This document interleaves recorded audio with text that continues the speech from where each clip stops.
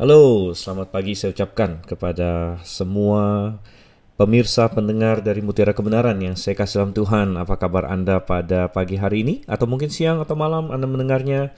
Salam Maranatha, kiranya Tuhan segera datang kembali. Dan saya harap Anda siap untuk membahas kebenaran firman Tuhan bersama-sama dengan saya, Dr. Stephen Einstein Liao. Tidak terasa juga, kita sudah sampai kepada 2 Raja-Raja pasal yang ke-14. Itu adalah perikop firman Tuhan yang akan kita bahas. Dan seperti biasa, target kita adalah kira-kira satu pasal dalam satu sesi yang kurang lebih akan memakan waktu. Mungkin 1 jam, ya mungkin lebih sedikit kadang-kadang. Tapi tidak tertutup kemungkinan juga kurang dari 1 jam kalau misalnya materi kita selesai terlebih dahulu. Dan kita masih di dalam 2 Raja-Raja, yang berarti kita sedang membahas tokoh-tokoh, yaitu raja-raja dari kerajaan Israel. Kerajaan Israel waktu itu sudah terbagi menjadi 2, yaitu sebelah utara yang sering disebut Israel saja, atau kerajaan Efraim, atau kerajaan utara, dan kerajaan selatan yang sering disebut kerajaan Yehuda. Oke, tanpa berlama-lama lagi, saya harap Anda siap dengan Alkitab. Kalau Anda sedang misalnya di rumah atau ada Alkitab dekat Anda, saya harap Anda bisa mengikuti sambil saya membaca dan kita akan membahas. Mungkin kita akan buka perikop-perikop lain.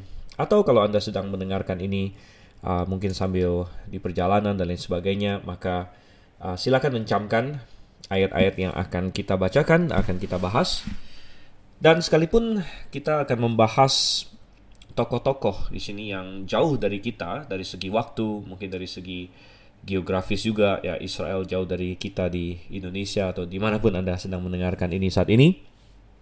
Ya, namun pelajaran-pelajaran yang terkandung di dalamnya adalah pelajaran-pelajaran yang Tuhan sudah pilih untuk kita serap, untuk kita camkan.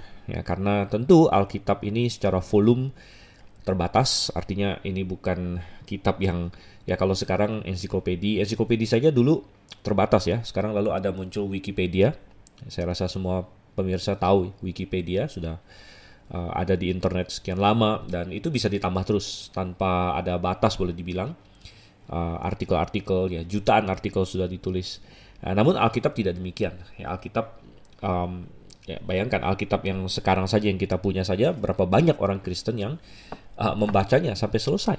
Ya, tentu saya berharap bahwa pendengar Mutiara Kebenaran ini sedikit lain daripada orang Kristen biasa ya. Fakta bahwa Anda sedang mendengarkan suatu rekaman yang untuk belajar firman Tuhan mungkin mengindikasikan Anda adalah seorang yang cukup serius mempelajari firman Tuhan. Nah, itu hal yang baik.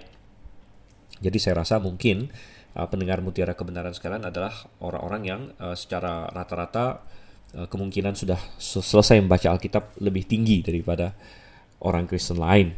Ya, namun demikian poinnya adalah bahwa dengan Alkitab kita yang ada sekarang saja sedikit orang, tidak banyak orang Kristen yang bertekad untuk membaca seluruhnya. Padahal itu adalah hal yang sangat penting sekali. Nah, Anda bayangkan kalau misalnya kita ingin Tuhan mencatat semua detil-detil semua tentang segala sesuatu, tentu tidak mungkin.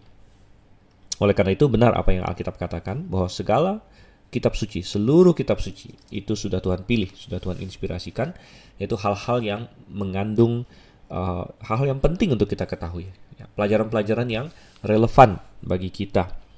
Oleh karena itu ketika kita mempelajari tentang sejarah raja-raja ini juga selektif, ya, sangat selektif. Tuhan tidak memberitahu kita banyak hal tentang mereka, ya kadang-kadang mereka memerintah belasan tahun, puluhan tahun, ada yang 40-an tahun, 50-an tahun bahkan sudah dengan Tuhan. Tentu ada banyak yang mereka alami, banyak yang mereka lakukan yang tidak dicatat bagi kita. Ya, kadang-kadang hanya rangkumannya saja.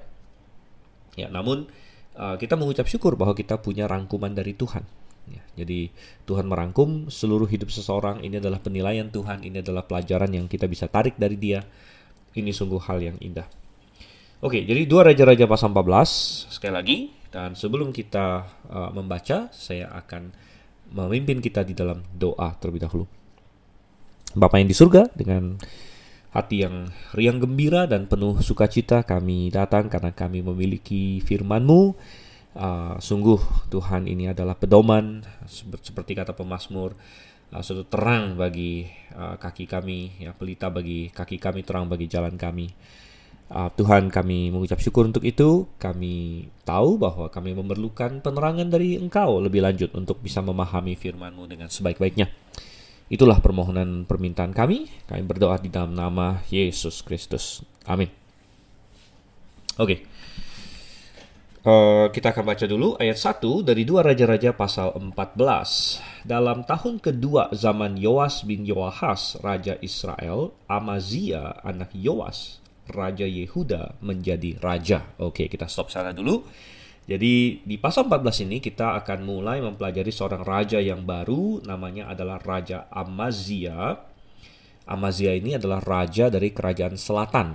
Ingat bahwa Salomo adalah raja terakhir yang memerintah atas 12 suku Israel secara kesatuan, karena setelah Salomo, karena penyimpangan dia, di masa pemerintahan anaknya Rehabeam, kerajaan itu terpecah. Jadi Rehabeam anak Salomo berpegang kepada 2 suku di selatan, yaitu suku dia sendiri Yehuda plus 1 suku. Jadi Tuhan bilang Tuhan akan kasih dia 1 suku, yaitu suku Benyamin. Jadi Yehuda dan Benyamin di sebelah selatan itu mencakup yang namanya kerajaan Yehuda. Nah, di sebelah utara akhirnya disebut kerajaan Israel saja, karena memang mayoritas Israel ada di sana. Itu 10 suku yang lain dipimpin oleh suku Efraim, waktu itu oleh Yerobeam. Ya. Dan akhirnya kitab raja-raja berganti-ganti. Ya, begitu ada raja yang mati, ya dia lanjutkan yang berikutnya dan lain sebagainya. Bergantian dari utara ke selatan, selatan ke utara, tergantung kematiannya di raja yang mana. Gitu. Jadi secara kronologis di sini. Dan kita sudah sampai kepada Amazia, katanya di sini ya. Nah, Amazia adalah anak Yoas. Yoas, Raja Yehuda, dan mereka ini dari dinasti Daud. Jadi dinasti Daud adalah dinasti yang telah Tuhan pilih melalui kasih karunia-Nya. Ya, tentu bukan berarti setiap orang-orang dalam dinasti Daud ini bagus-bagus, karena kita ada membaca beberapa di antara mereka yang buruk, yang sangat buruk. Namun karena kasih karunia Tuhan, ya, melalui Daud, Tuhan memberikan perjanjian bahwa Tuhan akan mengokohkan keluarga dan dinasti dan rumahnya Daud untuk selama-lamanya. Dan kita tahu bahwa terkait dengan itu juga adalah keselamatan manusia, karena kita yang di perjanjian baru hari ini kita sudah bisa melihat dengan lebih jelas, karena banyak sudah digenapi bahwa akan ada keturunan Daud yang akan menjadi raja untuk selama-lamanya. Dan kita tahu itu adalah Yesus yang ketika datang mengambil titel anak Daud atau putra Daud. Dan Yesus berdasarkan itu juga dia akan memerintah dalam kerajaan 1000 tahun yang akan nanti bergabung ke dalam kerajaan kekal, di dalam kekekalan. Ya, dan karena jalur Daud atau dinasti Daud ini akan menuntun kepada Tuhan Yesus, ya maka jalur ini tidak akan dibiarkan Tuhan untuk musnah. Ya, tidak akan dibiarkan Tuhan untuk musnah. Dan kita melihat rangkaian raja-raja ya dari Rehabeam, kemudian Abiam, Asa, dan lain sebagainya, Yosafat, itu sudah kita lihat. Sempat kita pernah bahas juga beberapa pasal sebelumnya, sempat jalur Daud ini terancam oleh tentu nomor 1 ketidaksetiaan manusia, dan nomor 2 juga serangan iblis. Jadi iblis punya kepentingan untuk merusak janji Tuhan, merusak jalur ini melalui Atalia. Dia hampir saja Atalia, termasuk Yoram ya suaminya, kemudian Ahazia anaknya. Dan ketika Yoram mati, Ahazia mati, Atalia membunuh semua keturunan raja. Yang lain banyak yang bahkan dibunuh oleh Yoram sendiri. Dia adalah raja yang jahat ya. Dia membunuh saudara-saudaranya ketika dia naik tahta. Hampir hilang saudara sama Tuhan, hanya terpelihara oleh Tuhan. Dan ini ada pelajarannya tentu ya. Kita sudah bahas di pasal sebelumnya bahwa janji Tuhan tidak mungkin gagal walaupun kita tidak melihatnya untuk sementara waktu.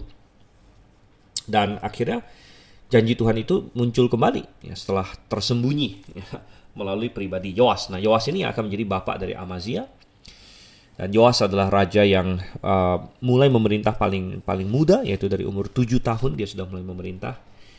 Dan kita sudah bahas sedikit bahwa pemerintahan dia itu di paruh pertama bagus, karena dia dipimpin oleh mentor dia yang menyelamatkan dia, yaitu Imam Yoyada. Selama masih ada Imam Yoyada, si Amazia ini berlaku dengan baik. Ya, si Yoas ini berlaku dengan baik. Dan sekarang dia sudah mati. Ya, setelah Yoyada mati, dia berbalik dari Tuhan. Kira Tuhan hukum dia dan dia dibunuh ya, oleh para pegawainya. Dan Amazia sekarang ini yang mau kita bahas. Amazia anaknya. Nah, kita dikasih sedikit background juga bahwa pada zaman Amazia yang menjadi raja di utara adalah Yoas yang lain. Nah, Yoas yang cucunya Yehu. Nah, jadi kadang-kadang agak membingungkan karena ada dua Yoas yang sempat intersecting atau tumpang tindih timelinenya.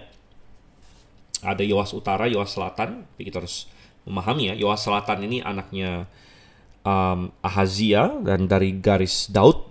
Ya, sedangkan Yoas yang utara itu sebenarnya melanjutkan salah satu dinasti salah satu dinasti di kerajaan utara, dinasti yang paling panjang umurnya, yaitu dinasti Yehu ya.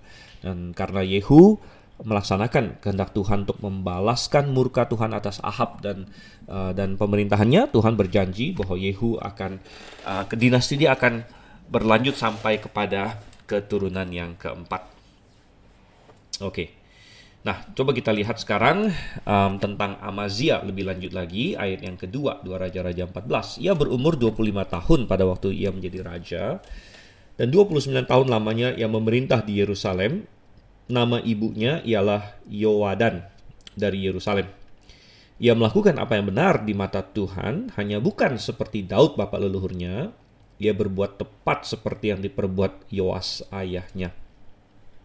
Oke. Jadi mereka mulai si Amazia ini mulai memerintah umur 25 tahun. Ya, sudah lebih dewasa daripada waktu bapaknya menjadi raja.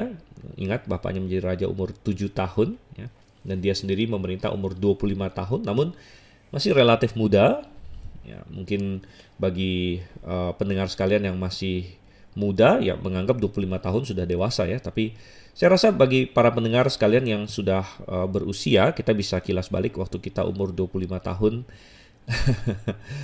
Itu masih muda ya, masih pengalaman masih perlu banyak diperbanyak lagi dan lain sebagainya. Ya, 25 tahun si Amazia ini menjadi raja. 29 tahun dia memerintah, yang cukup lama berarti ya, cukup lama.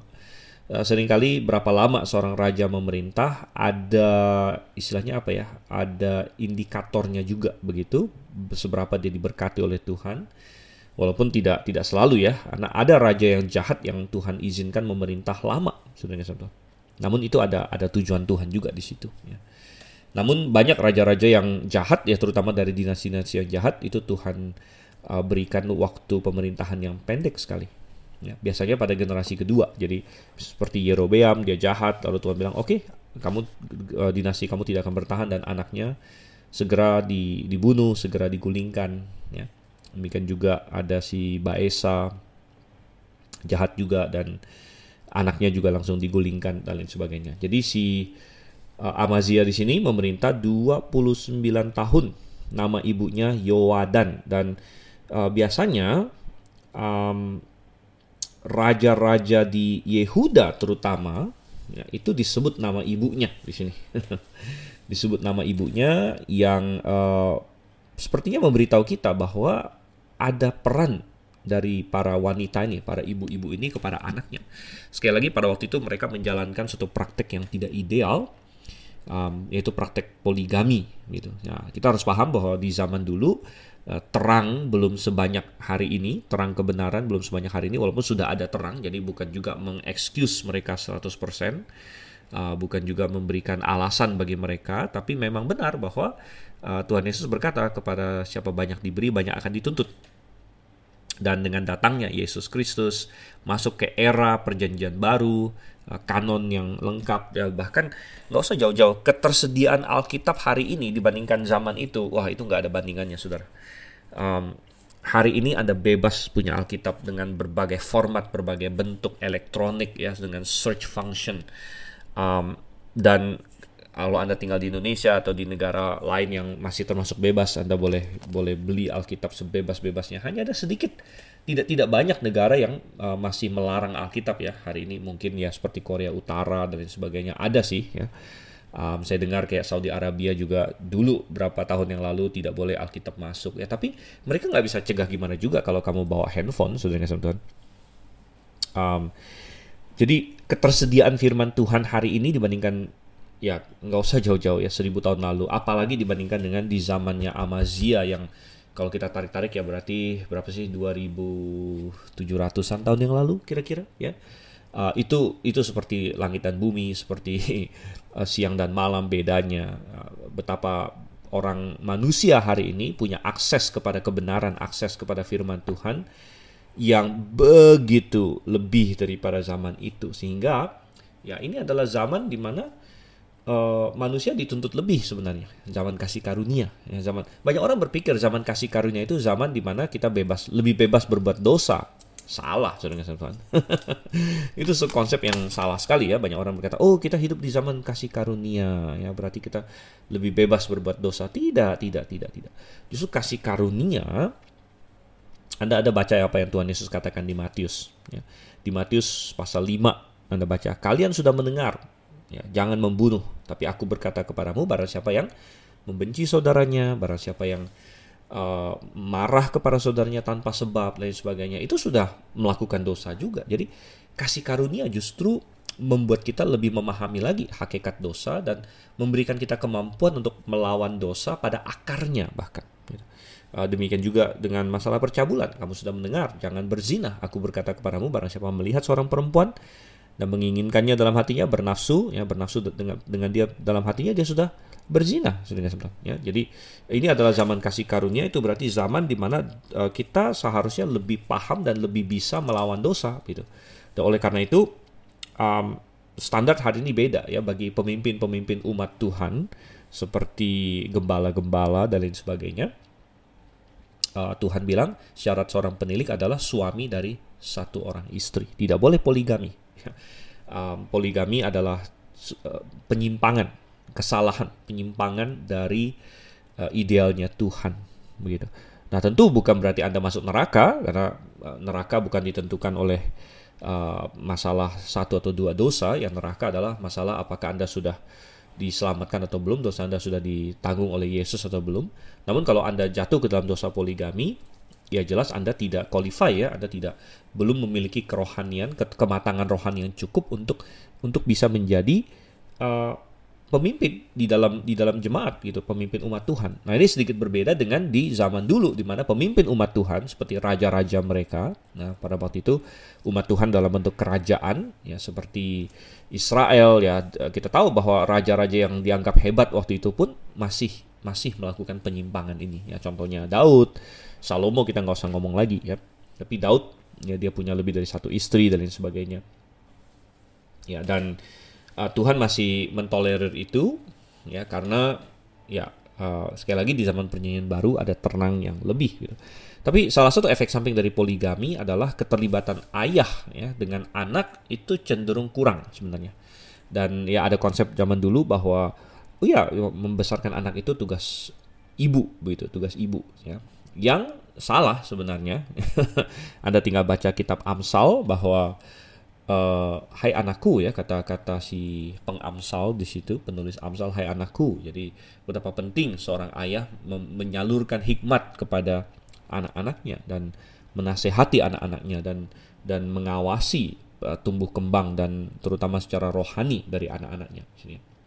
Oke, jadi nama ibu dari Amazia ini adalah Yowadan, dan menarik bahwa dikatakan ia melakukan apa yang benar di mata Tuhan. Ya, jadi ada pengaruh positif dari ibunya rupanya. Jadi ketika ada seorang raja yang jahat, nama ibunya disebut juga, ya berarti ada tanggung jawab dia juga di situ. Dan ada pahala juga di sini bagi ibu yang anaknya melakukan apa yang benar, karena ada hal-hal yang dia lakukan di sini, mendidik anaknya dan lain sebagainya. Dan kita bernafas sedikit lega bahwa Amazia ini melakukan apa yang benar di mata Tuhan. Namun kalimat berikutnya dikatakan hanya bukan seperti Daud bapak leluhurnya. Wah. Ya, Daud menjadi standar di sini. Daud jelas adalah raja yang paling hebat ya di antara semua raja manusia dari Yehuda dan Israel. Nah, dia sering menjadi patokan, menjadi target, menjadi panutan di sini. Jadi Amazia melakukan apa yang benar. Secara umum dia tidak jahat begitu. Tapi dia tidak seperti Daud, dia tidak sampai kepada standar itu, ya. Bahkan dikatakan lebih lanjut, ia berbuat tepat seperti yang diperbuat Yoas ayahnya, ya. Dan ini sedikit membuat kita agak was-was juga, karena Yoas, ya, tadi yang sudah kita bahas di depan, Yoas itu setengah pemerintahannya setia sama Tuhan, kemudian belakangan dia menyimpang. Jadi kalau dikatakan bahwa Amazia berbuat tepat seperti yang diperbuat Yoas ayahnya, apakah berarti Amazia akan menyimpang nanti, akan berbelok dari Tuhan di penghujung hidupnya? Ya, bisa jadi seperti itu. Nanti kita akan lihat di sini, ya. Dan ya, kita berkata bahwa sungguh disayangkan bahwa tidak lebih banyak lagi orang yang mau mempertahankan kesetiaan yang dengan sungguh dan serius mengikut Tuhan, ya. Dan hari ini juga sangat disayangkan, banyak orang puas bahwa oh ya, saya sudah Kristen, saya kenal Tuhan Yesus, tapi tidak ada suatu dorongan untuk berkata saya tidak puas hanya begini-begini saja. Saya ingin mendekat dengan Tuhan, saya ingin akrab dengan Tuhan, saya ingin berjalan bersama dengan Tuhan seperti Nuh dan seperti Henokh. Dan kalau mereka bisa mendapatkan keakraban dan disebut sahabat Tuhan seperti Abraham, aku menginginkan itu. Karena apa? Tuhan adalah pribadi yang paling penting. Tuhan adalah pencipta alam semesta. Tuhan adalah Bapa di sorga. Tuhan adalah sedang sama Tuhan. Kalau kita bayangkan, kalau Anda hari ini punya kesempatan untuk menjadi punya akses lah, ya, kepada orang terkaya di dunia atau orang paling berkuasa atau orang-orang hebat lainnya, ya, Anda akan bangga. Misalnya dalam konteks Indonesia, saya kenal baik dengan Jokowi misalnya, bukan cuma sebagai presiden, tapi kami sahabat, ya, kami dulu adalah teman main apa misalnya. Anda akan bangga sekali, dan Anda mungkin akan mau mempererat hubungan itu, kan. Anda mau terus berada dalam orbit dia, dan kalau bisa mendekat terus kepadanya. Atau dalam konteks global, ya, kalau ada teman Bill Gates atau Elon Musk, ya, orang-orang terkaya saat ini, Anda juga akan merasa cukup bangga, saya ini. Tapi saudara sama Tuhan berkata itu semua nol sebenarnya, itu semua nol, ya. Janganlah orang kaya bermegah akan kekayaannya. Janganlah orang pintar bermegah akan kepintarannya. Janganlah orang kuat bermegah akan kekuatannya. Tetapi apa kata Tuhan dalam kitab Yeremia? Barang siapa mau bermegah, baiklah ia bermegah akan hal ini, yaitu bahwa ia mengenal aku, Tuhan bilang. Ia mengenal aku, ya, karena Tuhan adalah realita di atas segala realita. Dia menggenggam alam semesta ini dalam telapak tangannya. Dan kalau kita punya hubungan pribadi dengan dia, kalau kita akrab dengan dia, kalau kita dalam orbitnya Tuhan istilahnya, ya, dalam berjalan bersekutu dengan Tuhan, tidak ada yang mustahil. Sekali lagi, tidak ada yang mustahil bagi kita, saudara-saudara. Dan kita akan mendapatkan hidup yang paling berarti. Kita akan mendapatkan hidup yang paling bermakna, yang paling berguna, ya, ketika kita berjalan bersama dengan Tuhan. Dan itu adalah janji Tuhan, ya. Dan saya kadang-kadang bingung dengan orang-orang yang tidak menganggap itu sebagai hal yang penting. Apalagi yang lebih penting, saudara-saudara. Jelas bukan masalah uang sementara. Saya bukan alergi uang, saudara. Saya tahu uang itu perlu. Uang perlu, ya. Pelayanan saja perlu banyak uang. Saya punya banyak mimpi, ya, kalau Tuhan memberkati, ya, kita bisa bikin pelayanan ini, kita bisa bikin sekolah, kita bisa bikin sekolah tinggi, kita bisa bikin STT bisa kita perbaiki, dan banyak sekali. Saya tidak alergi uang. Saya tahu bahwa uang sangat berguna, saudara Tuhan. Namun kalau dibandingkan dengan ya kita bilang pengenalan akan Tuhan, itu nggak ada apa-apanya, karena seluruh harta dunia ini itu sebenarnya milik Tuhan. Hanya saja tinggal apakah kita cukup dekat dengan Tuhan sehingga Tuhan akan mempercayakan harta kepada kita, ya, akan memberkati kita untuk pekerjaannya, atau bagaimana, ya. Jadi dan banyak orang mencari uang itu kan demi apa sih? Demi hidup yang baik, kan, demi kebahagiaan, kan. Tapi bukankah itu semua lebih terjamin di dalam Tuhan daripada dengan uang? Karena tidak kurang orang yang uangnya begitu banyak namun tidak pernah mendapat kebahagiaan, ya, tidak pernah mendapat hidup yang bermakna dan lain sebagainya. Oke, dan kita lanjut lagi sekarang. Nah, kita mau lihat nih sekarang si Amazia ini kan, nah, dia juga tidak sepenuh hati mengikut Tuhan. Kita akan lihat nanti efeknya seperti apa. Nah, salah satu efeknya akan mulai, atau salah satu bentuk bahwa dia tidak mengikuti Tuhan sepenuh hati akan segera kita lihat di ayat yang keempat. Namun juga bahwa dia masih mengikuti Tuhan dalam aspek tertentu juga akan terlihat di sini. Oke, saya baca ayat yang keempat. Namun demikian, bukit-bukit pengorbanan tidaklah dijauhkan. Bangsa itu masih mempersembahkan dan membakar korban di bukit-bukit itu. Segera sesudah kuasa kerajaan itu kokoh di tangannya, dibunuhnyalah pegawai-pegawainya yang telah membunuh raja, yaitu ayahnya. Tetapi anak-anak para pembunuh itu tidak dihukum mati olehnya, seperti yang tertulis dalam kitab Taurat Musa, di mana Tuhan telah memberi perintah, janganlah ayah dihukum mati karena anaknya, janganlah juga anak dihukum mati karena ayahnya, melainkan setiap orang harus dihukum mati karena dosanya sendiri.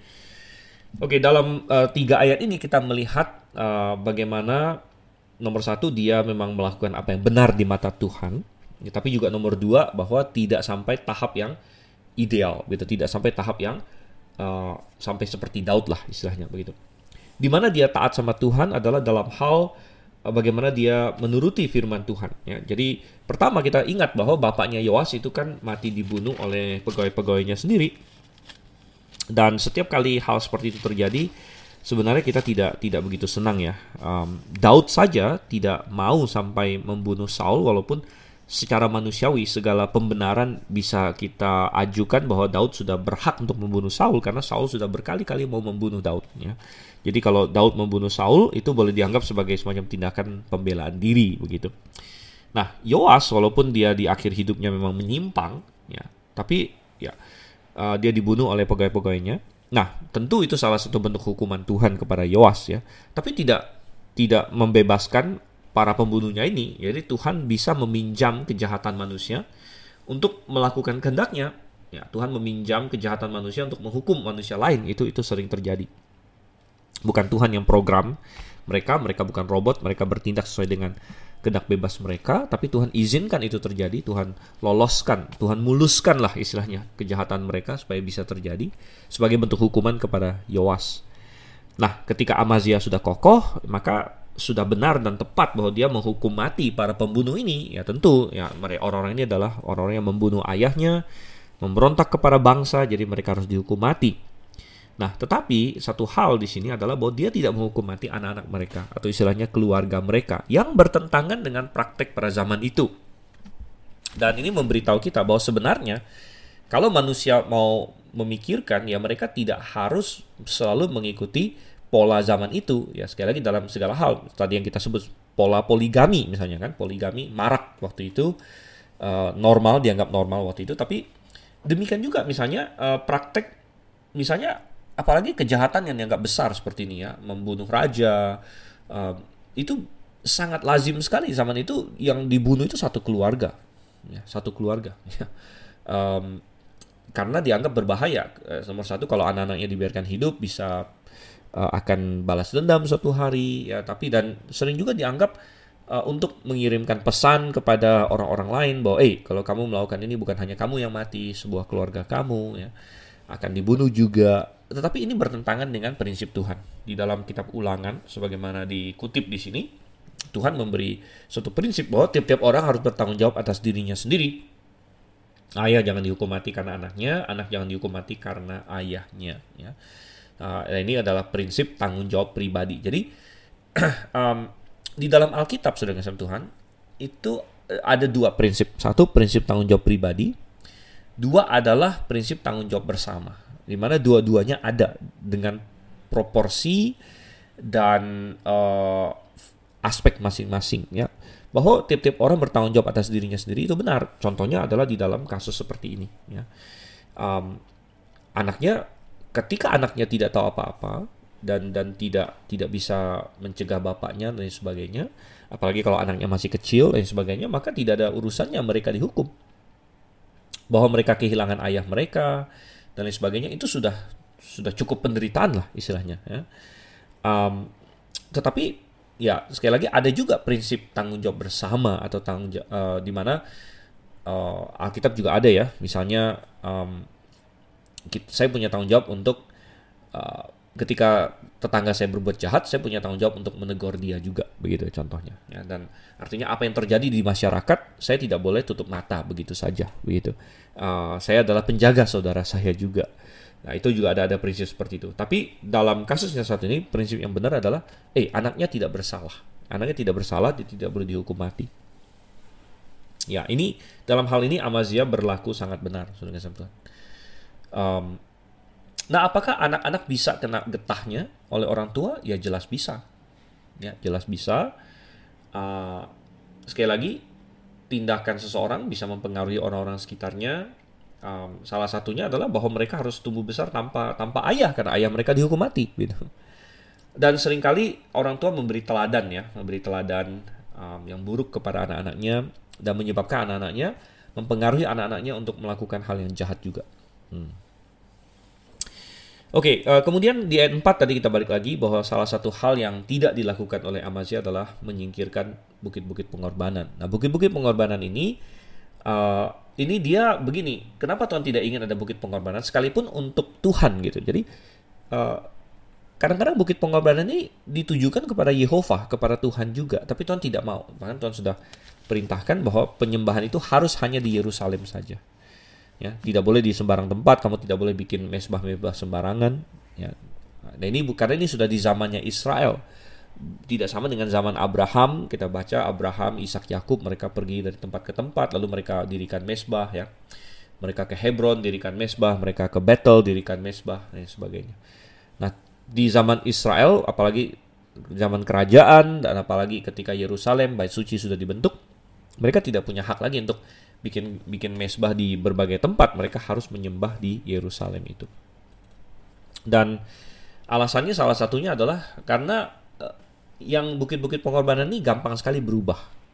Ya, pas mereka sedang kuat imannya, ya ditujukan kepada Tuhan mungkin, walaupun tidak ini juga ya, tidak sesuai dengan maunya Tuhan. Tapi ketika mereka jauh dari Tuhan, maka bukit-bukit pengorbanan ini akan mudah juga untuk berubah menjadi tempat penyembahan ilah-ilah asing, ya, dewa-dewi kekejian di sini. Oke, kita lihat ayat yang ke-7 sekarang ya, ayat yang ke-7. Ya, dan ayat yang ke-7 saya akan baca sampai 22 mungkin. Ini adalah sisa dari apa yang dilakukan oleh Amazia dalam pemerintahan dia. Ia mengalahkan Edom di lembah Asin, 10.000 orang banyaknya, dan merebut Sela dalam peperangan itu, lalu dinamainyalah kota itu Yokteo. Begitulah sampai hari ini. Pada waktu itu Amazia menyuruh utusan kepada Yoas bin Yoahas bin Yehu raja Israel mengatakan, mari kita mengadu tenaga. Tetapi Yoas raja Israel menyuruh orang kepada Amazia raja Yehuda mengatakan, rumput duri yang di gunung Libanon mengirim pesan kepada pohon aras yang di gunung Libanon. Bunyinya, berikanlah anakmu perempuan kepada anakku laki-laki menjadi istrinya.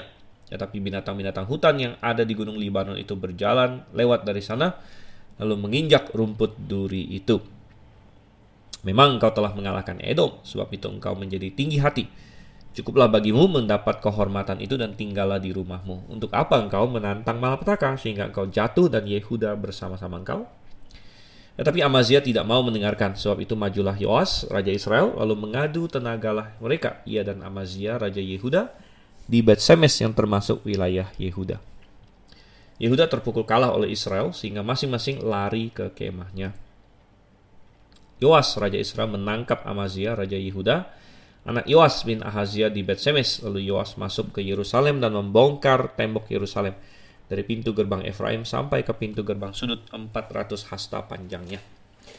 Sesudah itu ia mengambil segala emas dan perak dan segala perkakas yang terdapat di dalam rumah Tuhan dan dalam perbendaharaan istana raja. Juga orang-orang sandera, kemudian pulanglah ia ke Samaria.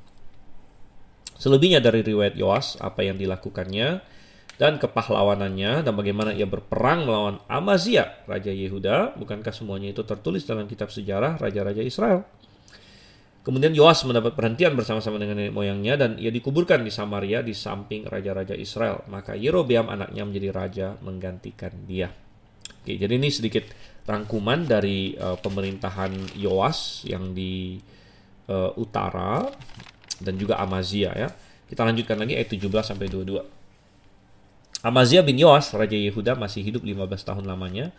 Sesudah matinya Yoas bin Yoahas, Raja Israel. Selebihnya dari riwayat Amazia, bukankah semuanya itu tertulis dalam kitab sejarah Raja-Raja Yehuda? Di Yerusalem orang mengadakan persepakatan melawan dia, sebab itu larilah ia ke Lakis. Tapi mereka menyuruh mengejar dia ke Lakis, lalu dibunuhlah dia di sana. Diangkutlah dia dengan kuda, lalu dikuburkan di Yerusalem, di samping nenek moyangnya di kota Daud. Segenap bangsa Yehuda mengambil Azaria yang masih berumur 16 tahun dan mengangkat dia menjadi raja menggantikan ayahnya Amazia. Ia memperkuat Elat dan mengembalikannya kepada Yehuda sesudah raja mendapat perhentian bersama-sama dengan nenek moyangnya.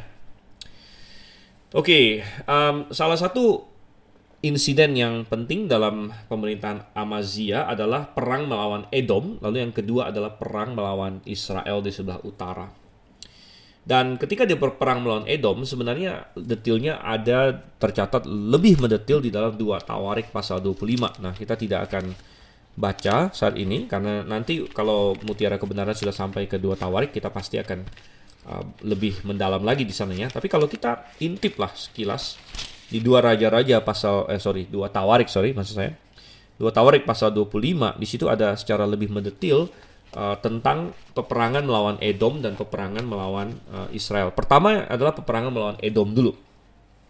Ingat bahwa karena nenek moyangnya, yaitu si Yoram dan Ahazia, itu menyimpang dari Tuhan, Edom itu sempat memberontak dari Israel, dari Yehuda maksud saya. Memberontak dari Yehuda dan lepas. Nah sekarang perang lagi dengan si Amazia ini. Dan kita membaca di 2 Tawarik bahwa awalnya Amazia mengumpulkan pasukan yang banyak sekali ya, 300.000 orang.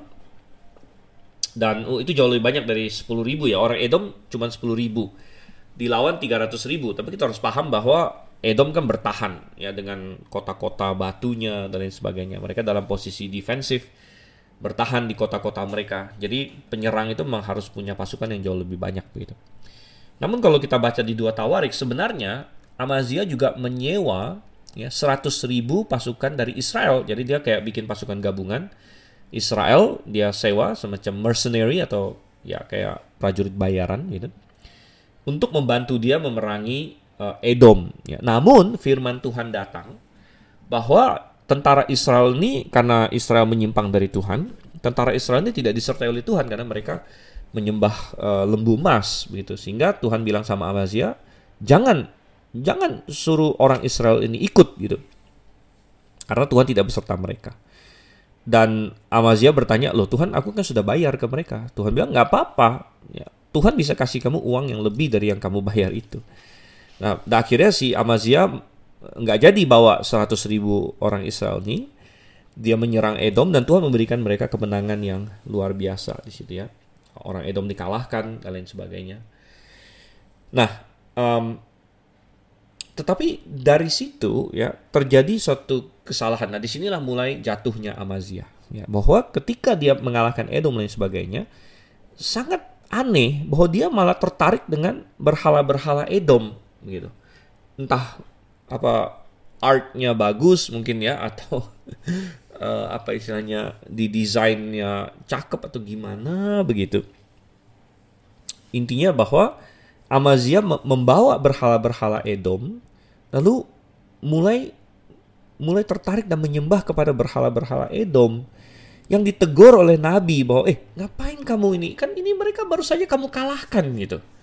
Kok kamu malah mau mengangkat ilah ini, patung-patung ini yang nggak bisa menolong Edom, padahal Tuhan baru saja menolong kamu untuk mengalahkan Edom. Betapa bodoh ini ya. Tapi Amazia tidak mendengarkan para nabi yang diutus kepadanya itu, dan sehingga Tuhan murka sekali kepadanya ya.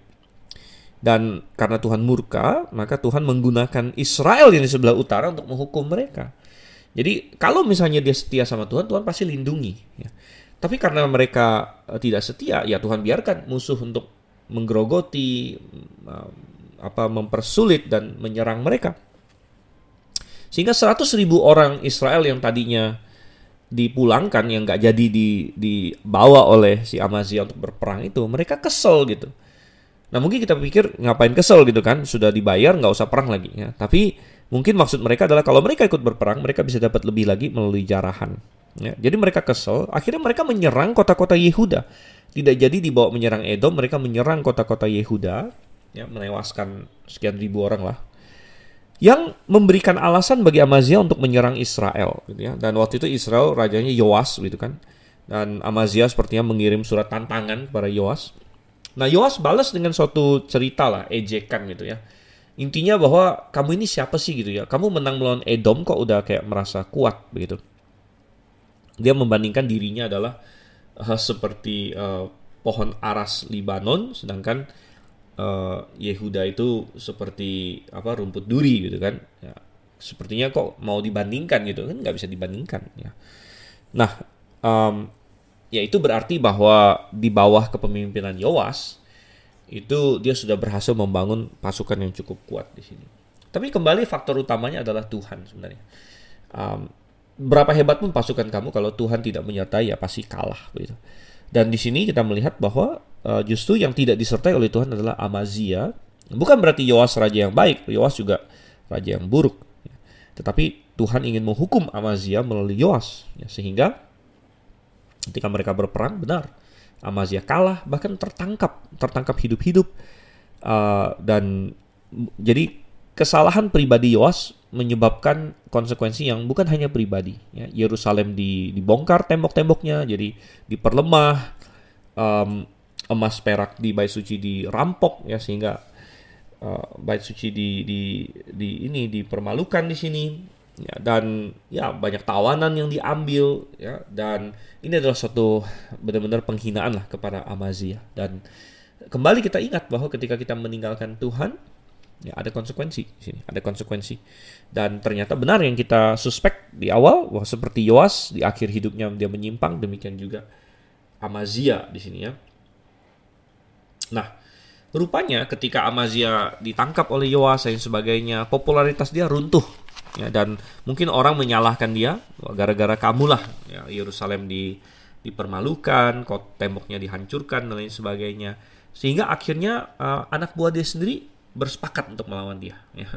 Dan mengetahui hal itu dia lari ke Lakis. Jadi rupanya setelah ditangkap oleh Yoas, ya entah berapa lama kemudian dia dilepaskan. Apakah pada saat Yoas mati? Bisa juga ya, karena dikatakan Amazia masih memerintah 15 tahun setelah Yoas mati di situ.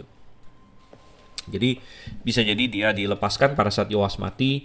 Tapi intinya dia sudah kehilangan respek dari seluruh Yehuda, anak buahnya melawan dia. Dan walaupun dia sempat coba lari ke kota Lakis, ya dikatakan di situ, kota Lakis adalah salah satu kota besar di Yehuda, mungkin boleh dibilang kota besar kedua setelah Yerusalem.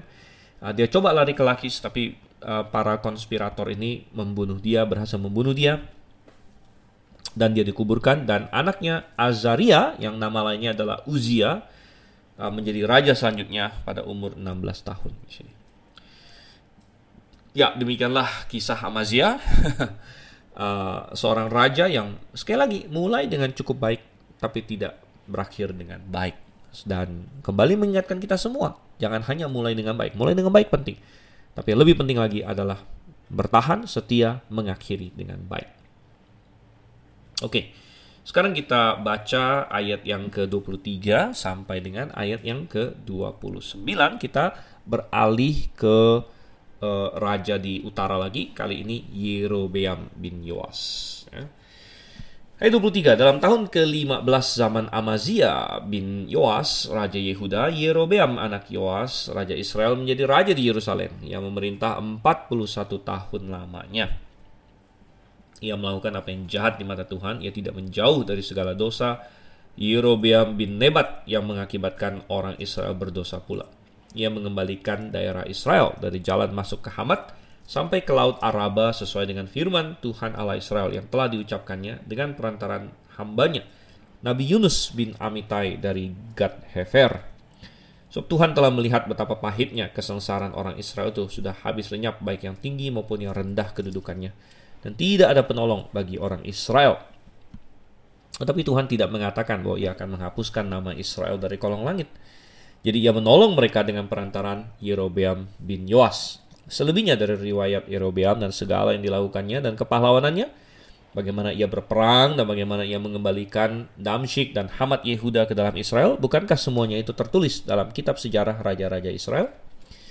Kemudian Yerobeam mendapat perhentian bersama-sama dengan nenek moyangnya, raja-raja Israel. Maka Zakaria anaknya menjadi raja menggantikan dia. Oke, kita masuk kepada seorang raja yang banyak orang Kristen tidak begitu paham akan raja ini, tidak begitu tahu akan dia. Namun ini adalah suatu titik yang penting dalam sejarah Israel. Nama raja ini adalah Yerobeam. Tapi dia sering disebut Yerobeam kedua. Mengapa? Untuk membedakan dia dengan Yerobeam yang pertama. Yerobeam yang pertama itu yang lawannya Rehabeam, ya. Mereka tidak ada hubungan saudara begitu. Karena Yerobeam yang itu dinastinya sudah dibunuh semua. Dan Yerobeam yang kedua ini adalah dari keturunan Yehu. Bahkan dia adalah raja ketiga, ya, keempat lah. Kalau kita hitung Yehu 1, ya, maka kedua adalah Yoahas, ketiga adalah Yoas, keempat adalah Yerobeam maksudnya. Dan Yerobeam 2 ini, ya, dia memerintah cukup lama, 41 tahun.